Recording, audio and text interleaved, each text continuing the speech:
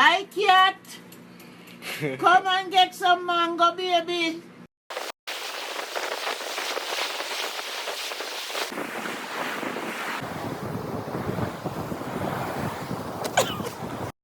One, two, 1, 2, 3.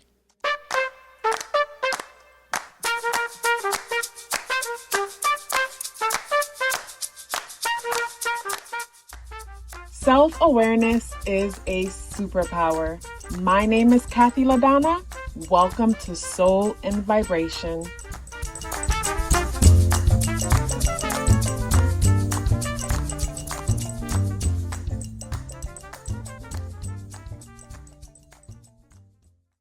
I hope the free thinkers are doing well. And if you're not doing well, I'm happy to remind you that you are the most powerful person that you know.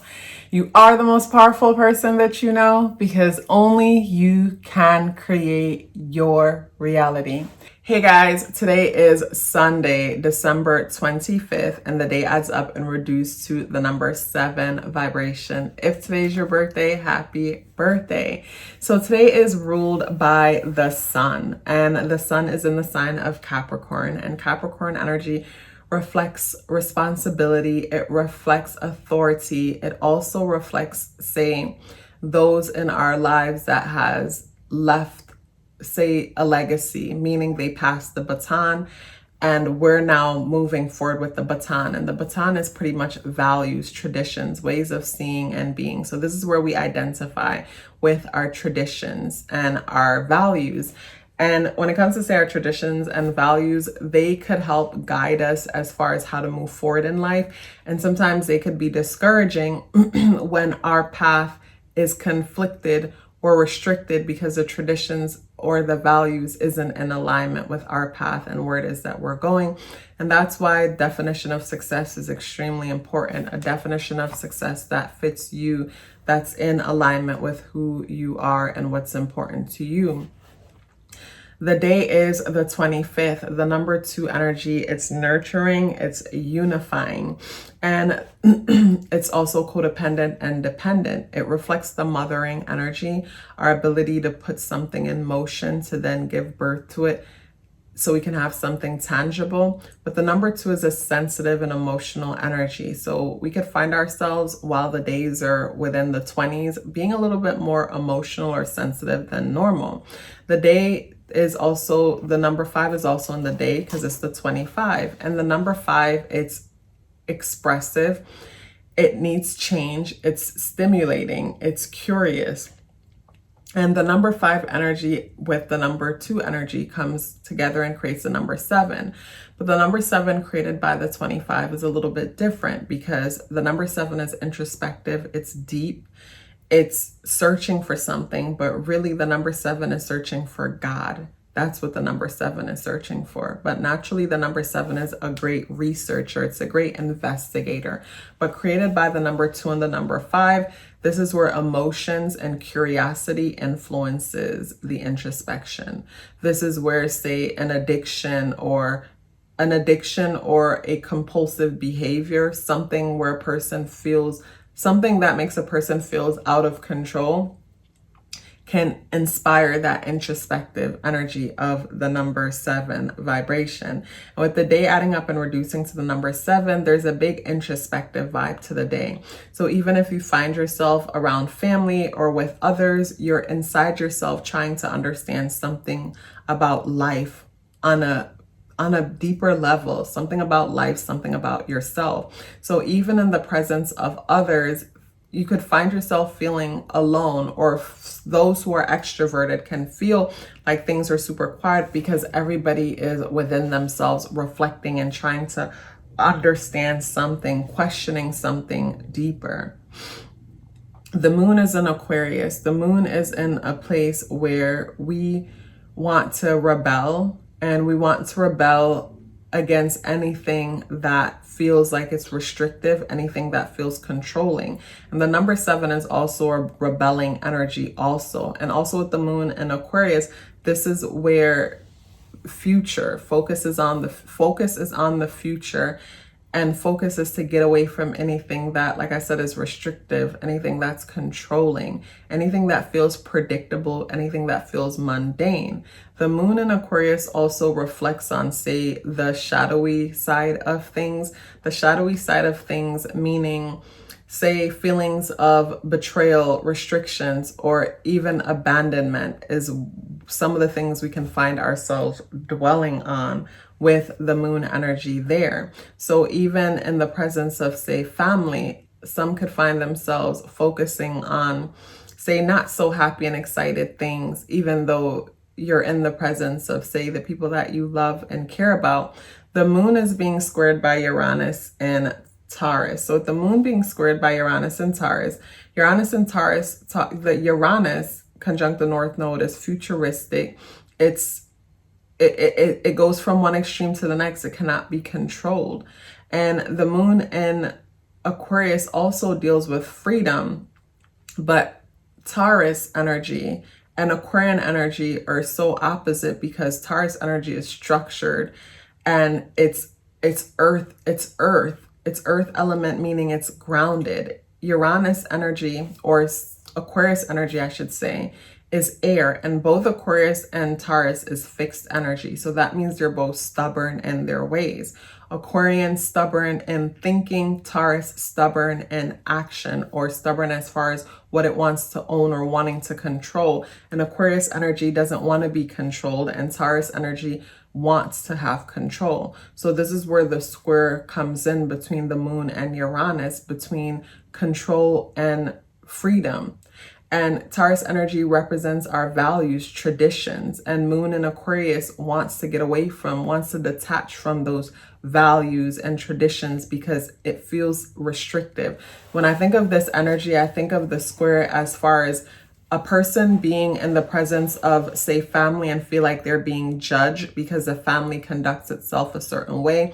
The family have certain beliefs and certain approaches to life, just the overall system and traditions and values. And with the moon in Aquarius, this is where a person feels judged or feel like they might not be good enough, or feels judged, or that they might not be good enough, feels like they're not living up to expectation.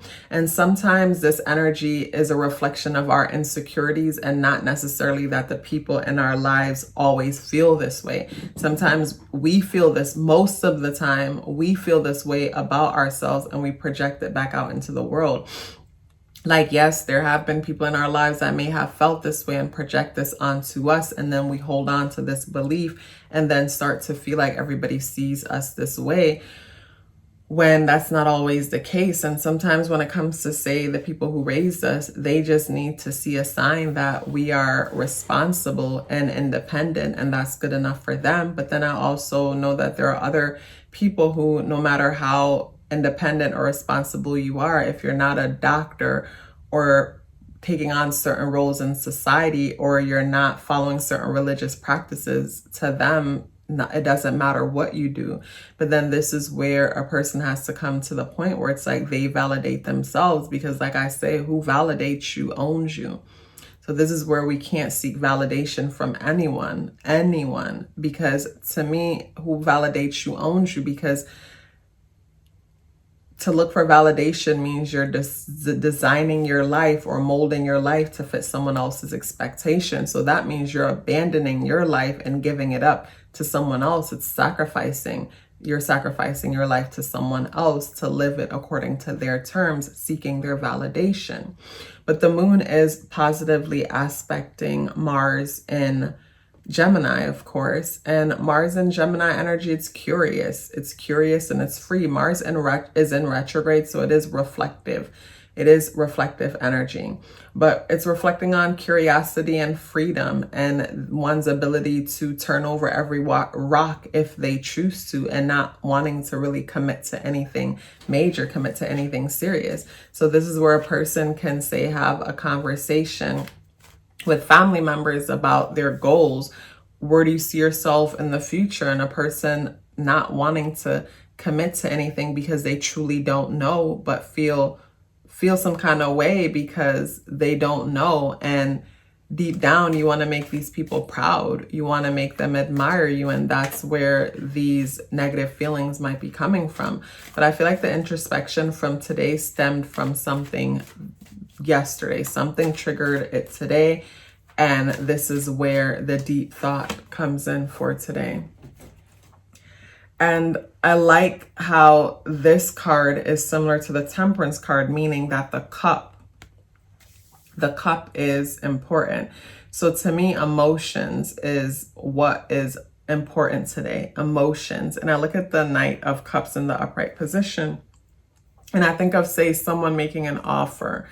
So when I look at the energies in today, I think of how, say a person is in their head and they're thinking the worst, and then someone says something nice to them, and they did not expect that, because all along they were expecting that the person was thinking something else, but the person wasn't thinking that. That was just in your head based on past experiences.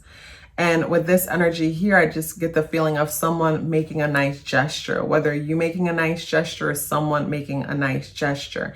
And because this is a knight, I think of how the knight reflects, say, someone who might be younger or someone who is young in spirit. So this could be you choosing to be to show affection or be vulnerable. I see someone being vulnerable, opening up and being vulnerable about something. So to me, this energy reflects vulnerability, someone coming out and saying something or sharing something that's important to them, but then creating a deeper connection from that. So with the energies in today's an interesting day, because I get the feeling of everybody babbling in their head about these different things.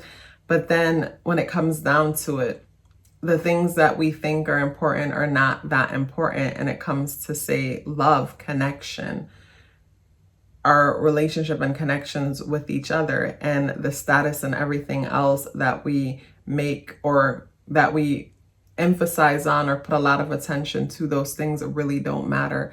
And what matters is our ability to be vulnerable and the fact that we care about each other. But with this energy, that's what I'm getting. Someone pretty much sharing their affection or expressing how much they care after, say, going within and reflecting. And the card associated with the energies of the day is the Whale. And the Whale energy ties into water energy, and water deals with emotion. So to me, this energy here talks about, say, being honest when it comes to emotions. Like, say if there's an opportunity where someone offers the cup, where someone's being vulnerable and they're sharing their truth and they're expressing themselves about something that's important to them, and you've always wanted to express yourself about something, I feel like this is a perfect opportunity for everybody to be vulnerable and honest if you feel like it's a safe space. Because when I look at the Whale energy, I look at how the whale is rising from, say, the darker parts of the ocean towards the more shallow part of the ocean. So to me, this is like bringing emotions up, sharing some things that a person have been holding onto for a long time, and bringing it up more to the light. Because if you look at the whale energy, the whale is rising up towards the light. So to me, it ties into being vulnerable and speaking your truth if you feel like it's a safe space and the energy just feels right. But for the most part, everybody is in their head, and a lot of, say, negative thoughts and feelings that a person might be feeling, again, it could come from a person's insecurities. Maybe in the past, a family member said something to you that hurt your feelings and you could never let go of it, but they said it out of love, even if it didn't come off, even if it didn't seem that way, and they're past that, and you might still be stuck on that even though they're past that. So it's hard to move forward. Like, say, growing up for me, when the elders would say something to you, it would be harsh, but it's because they want you to prove them wrong. And that would work for me, but then that didn't always work for others. For others, it would be a blow to their self-esteem, and a blow that's hard to recover from. And for the longest, I would speak like the elders, like say things in a harsh and aggressive way, but it's all love. I want you to prove me wrong. And then I learned over time that others aren't. A lot of people are different. People are sensitive, and I could be sensitive too. But at the same time, like, my tough love or tough way of going about things doesn't feel like love to someone else. It feels like the opposite. It feels like you're an enemy, you're fighting against them. And I had to learn how to communicate better, how to be better, and I changed. So I'm saying that to say people can change once they realize that the way they've been doing things isn't always the best. I'm not saying to completely blindly run into any situation, but if someone is offering an olive branch and you've always wanted someone to offer that branch, then it might be an opportunity to be vulnerable, connect, and talk about some things that you've always wanted to talk about. You guys, such a pleasure sharing this message with you as usual. If you'd like to book a natal chart or tarot card reading, the link is in the description box below. If you'd like to support the channel by becoming a member on Patreon or check out the exclusive weekly content shared there, the link is in the description box below. If you're still here with me, I'd love to hear about it. Please let me know by dropping me a purple heart in the comment box below. I would love to hear from you, and I look forward to seeing you tomorrow. Love yourself as if your life depended on it, because it does. Take care of yourself, and I look forward to seeing you in the next video.